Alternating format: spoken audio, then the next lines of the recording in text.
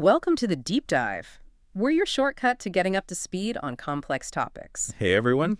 Today we're tackling something that sounds a bit technical, maybe.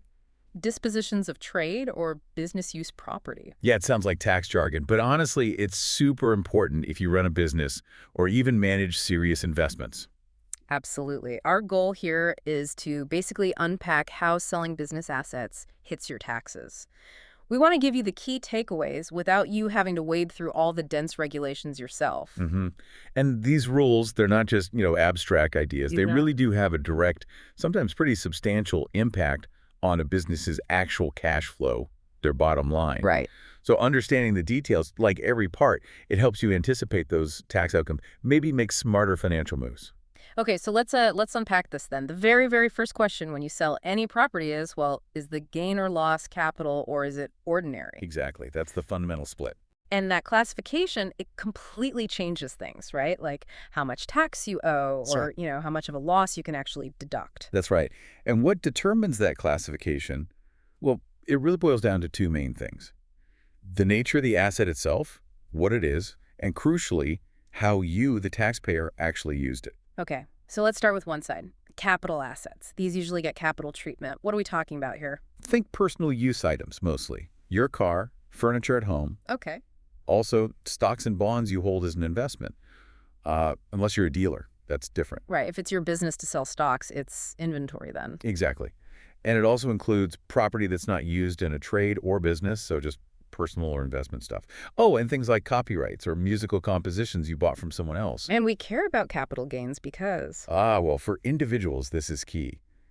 They often get taxed at much lower rates, 0%, 15%, maybe 20%. That can be way less than your regular income tax bracket. That's a huge potential saving. Definitely. It's why this classification matters so much. Okay, so that's capital. What about the other side, non-capital assets? These generally get ordinary treatment, so taxed like your regular income, business profits, salary, that sort of thing. And examples here would be... The obvious one is inventory stuff you hold to sell to customers. Also, accounts receivable from your business. Makes sense. And interestingly, copyright or art created by the artists themselves, usually non-capital. Usually. Yeah, there's a specific carve-out for musical compositions sold by the creator.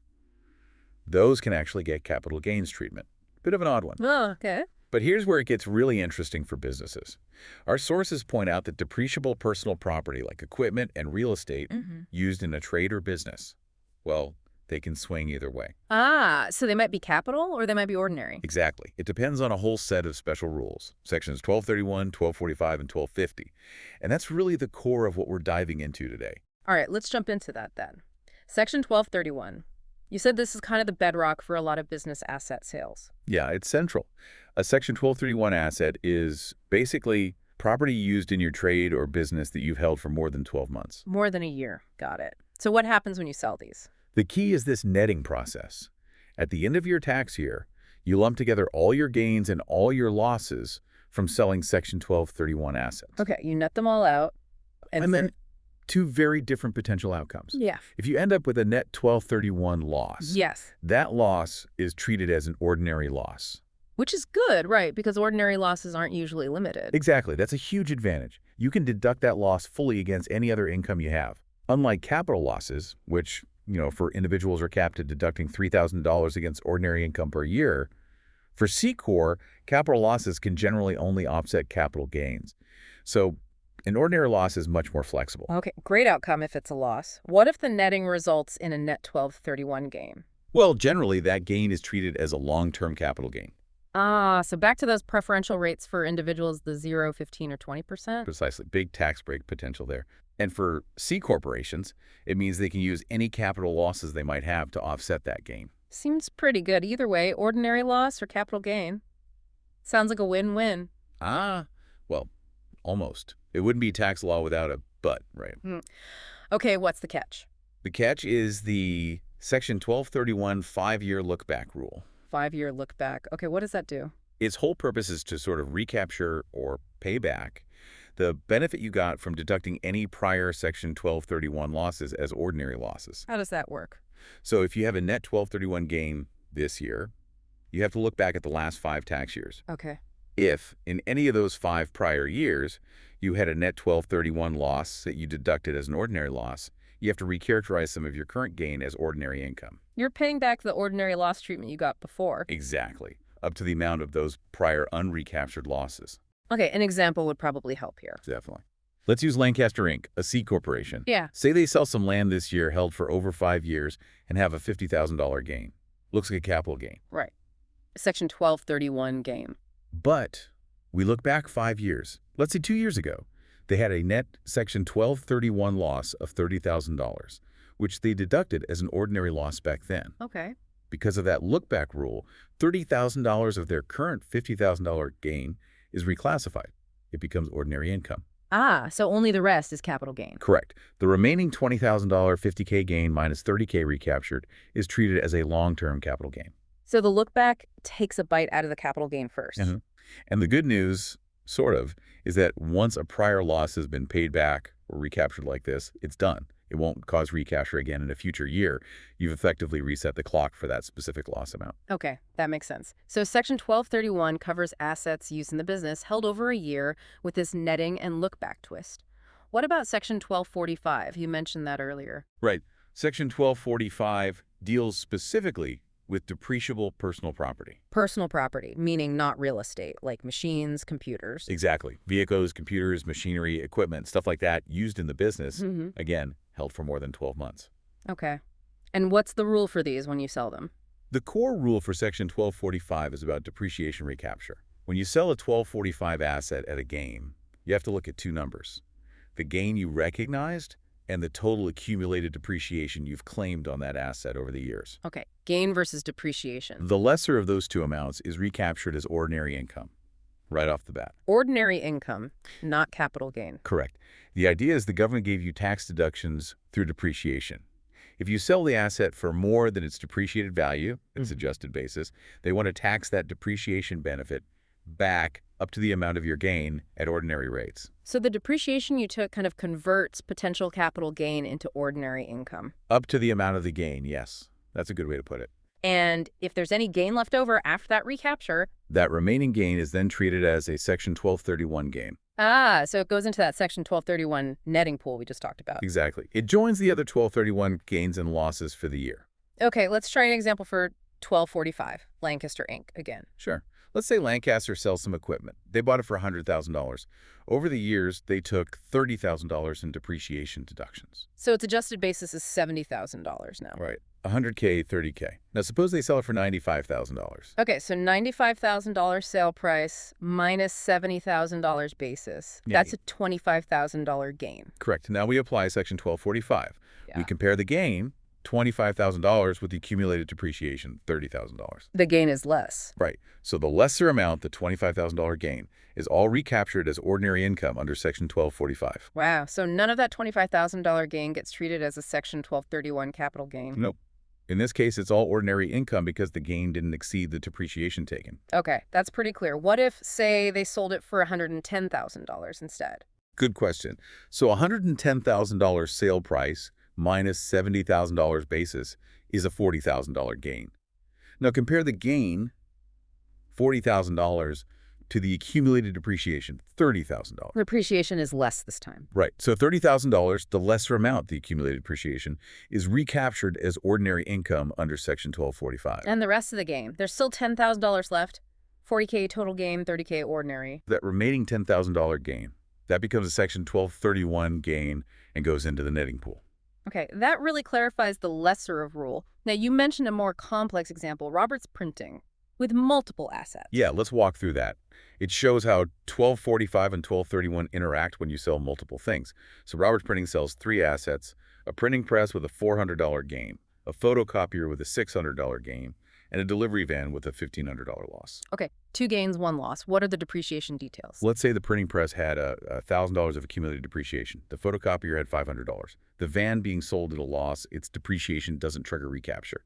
Losses on business assets are generally 1,231 losses. Got it. So step 1, apply 1245 recapture to the gains. Exactly. For the printing press, gain is $400, depreciation is $1,000. Lesser is $400, so $400 ordinary income. Okay. For the photocopier, gain is $600, depreciation is $500. Lesser is $500, so $500 ordinary income. Right, so that's $900 of ordinary income total from those two. What about the leftover gain on the photocopier? It had a $600 gain, but only $500 was ordinary. Good catch. That remaining $100 gain, $600 total gain, $500 ordinary, is now a Section 1231 gain. Ah, okay, so that $100 goes into the 1231 pool, and the van's loss. The $1,500 loss on the van is also a Section 1231 loss. So in the Section 1231 pool for Robert's Printing, we have a $100 gain from the photocopier and a $1,500 loss from the van. Correct. Now we net those Section 1231 items, $100 gain minus $1,500 loss. They're treated as ordinary losses, fully deductible. Bingo. So Robert's Printing gets a $1,400 ordinary loss deduction, plus they had the $900 of ordinary income from the 1245 recapture. That example really ties it together. Okay, we've covered 1231 netting and 1245 recapture for personal property. What about real estate? Section 1250. Right. Section 1250 deals with depreciable real property used in a trade or business held more than 12 months. Think buildings, warehouses. But not land, you said. Correct. Land isn't depreciable, so it's purely a Section 1231 asset if held long-term and used in business. Section 1250 is only about the buildings or structures on the land. Okay. How is the recapture different for 1250 compared to 1245? Historically, the main difference was that Section 1250 only recaptured depreciation taken in excess of the straight-line depreciation method. Excess depreciation, what does that mean? Well, sometimes businesses used accelerated depreciation methods that gave bigger deductions in early years than the simple straight-line method. Section 1250 was designed to recapture only that extra acceleration part as ordinary income. But don't most businesses use straight line for real estate these days? Exactly. For real property acquired after 1986, straight-line depreciation is generally mandatory. So for most individuals selling buildings now, there's often no excess depreciation, meaning the old Section 1250 recapture rule often doesn't result in ordinary income recapture in the same way as 1245 does. So less ordinary income from selling buildings compared to equipment, generally. For individuals, yes, in terms Yeah. of that specific recapture rule. But there are still important twists, one for C corporations and another special rule for individuals. Ah, okay. Let's start with the C corporations then. C corporations have a specific rule called Section 291 depreciation recapture when they sell Section 1250 property, buildings, at a gain. Section 291, what does that do? It says that 20% of the lesser of the recognized gain or the accumulated straight-line depreciation is treated as ordinary income. 20%. Okay, so even with straight line depreciation, C Corp still gets some ordinary income recapture on buildings. Yes, exactly. It's a specific corporate item. Any gain remaining after that 20% ordinary income piece is then Section 1231 gain. Let's use Lancaster Inc. Again, the C Corp, selling a building. Okay. Say they sell a building, have a $10,000 gain, and they've taken $15,000 in straight-line depreciation over the years. Okay, gain is $10, depreciation is $15. Under Section 291, we take 20% of the lesser of those two numbers. The lesser is the $10,000 gain. Right, so 20% of $10,000 is $2,000. Correct. So $2,000 of the gain is ordinary income under Section 291. And the rest, the other $8,000 of the $10,000 gain. That remaining $8,000 is a Section 1231 gain, which goes into their 1231 netting pool. Okay, so C Corp have that unique 20% rule. What about individuals selling buildings? You said there's a special rule there too, even without excess depreciation. Yes, this is really important. For individuals, when they sell Section 1250 property at a gain, the gain initially goes into the Section 1231 pool, just like other 1231 gains. Okay. But if there's an overall net Section 1231 gain for the year, a portion of that gain might be classified as unrecaptured Section 1250 gain. Unrecaptured Section 1250 gain, that sounds specific. It is. This amount is basically the straight-line depreciation taken on the real property, but it's capped at the amount of the net Section 1231 gain and capped at the gain on that specific property. What's unique is how it's taxed. How is it taxed? It's taxed at a special maximum rate of 25%. 25%. So not the regular 0 and 520% capital gain rates, but also maybe not as high as their ordinary income rate. Exactly. It's a sort of hybrid rate, specifically for this type of gain attributable to depreciation on real estate sold by individuals. And does the 5-year look-back rule we talked about affect this 25% rate gain? Yes, it does. And the order matters. If you have a net Section 1231 gain and prior unrecaptured Section 1231 losses, the look-back rule converts gain to ordinary income first by hitting the unrecaptured Section 1250 gain. the 25% rate gain. So the look back eats into the 25% gain before it touches the regular 0.01520% gain. Correct. Only if the look-back amount exceeds the unrecaptured 1250 gain does it then recharacterize the regular net Section 12231 gain as ordinary. Okay, let's try an example with an individual. Lancaster Company, maybe a sole proprietorship this time, sells a building. Okay. Lancaster sole proprietorship sells a building. Recognized gain is $10,000.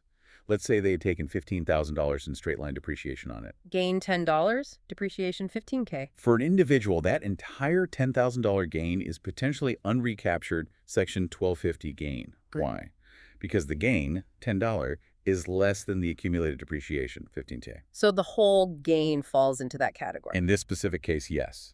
Assuming no look-back issues for simplicity right now, that entire $10,000 gain would be taxed at the maximum 25% rate.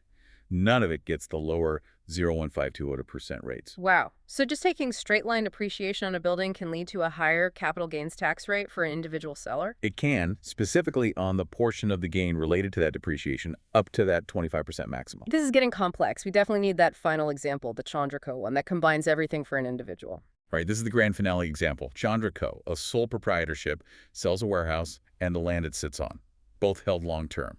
Warehouse gain, $35,000. Land gain, $10,000. Okay, total initial gain is $45,000. Both are Section 1231 assets. Correct. Let's say the warehouse had $20,000 of accumulated straight-line depreciation. The land, of course, had none. Gain $35K on warehouse, depreciation $20K, gain $10 on land. And the twist. Chandra Co. had a $15,000 net Section 1231 loss last year that they deducted as an ordinary loss. Ah, the look-back rule is in play. Okay, so we have a $45,000 net Section 1231 gain this year. $35K plus $10. What happens now? First, identify the potential unrecaptured Section 1250 gain from the warehouse. The gain was $35,000, depreciation was $20,000. The lesser is $20,000. So $20,000 of the $45,000 total gain is initially characterized as unrecaptured Section 1250 gain. Correct. That leaves $25,000 as potential regular net Section 1231 gain. Yeah. $45K total, $20K unrecaptured 1250. Now, apply the $15,000 look-back loss from last year. Where does it hit first? It hits the unrecaptured Section 1250 gain first. So $15,000 of that $20,000 unrecaptured Section 1250 gain becomes ordinary income. Ordinary income. Okay. So the look-back wiped out $15K of the 25% potential gain. What's left of the unrecaptured 1250 gain? There's $5,000 left, $20K initial, $15K recaptured. That $5,000 is taxed at the 25% rate. Okay, $15K ordinary, $5K at 25%. What about the other $25,000, the part that wasn't unrecaptured 1250 gain? That $25,000 is the regular net Section 1231 gain.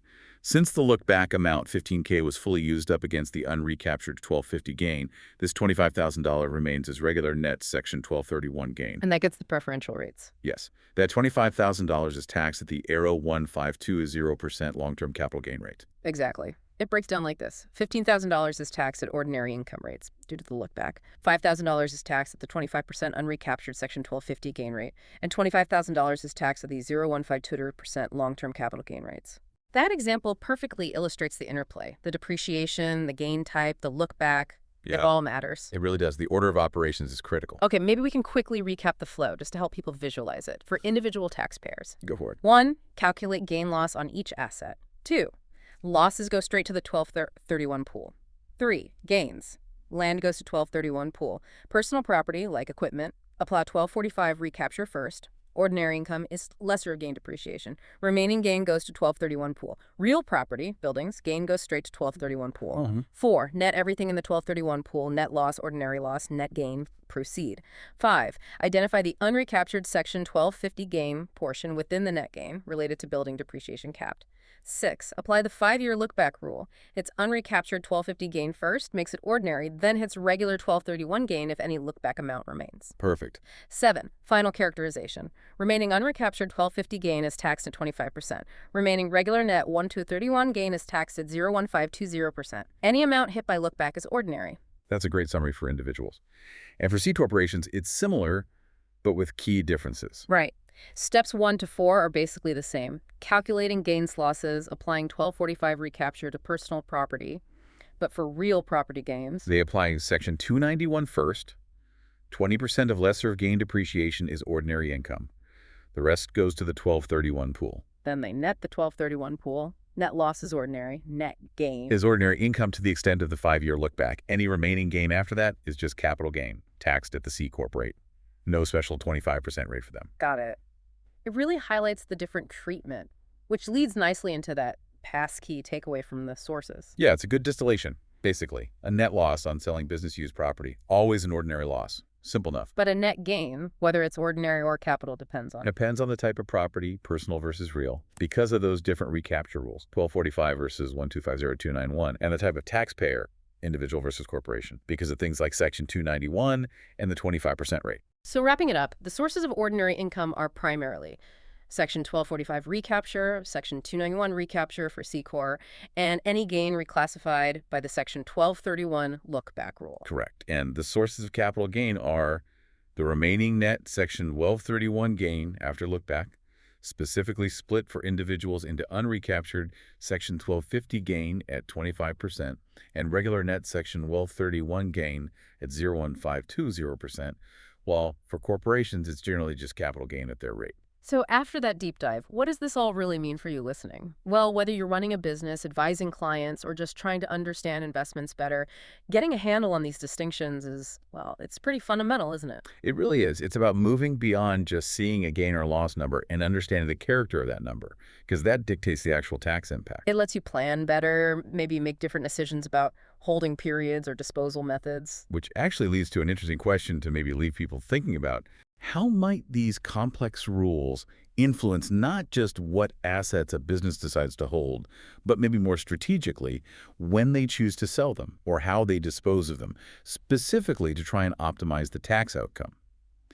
Timing sales with losses in one year versus gains in another could make a real difference because of that netting and look back. That's a great point. The timing and grouping of sales could have significant consequences under these rules. Definitely something to mull over. Well, thank you for joining us on this pretty detailed exploration. Hopefully breaking down sections 1231, 1245, and 1250 this way was valuable for you. Hope it helps clarify things. Until next time on The Deep Dive.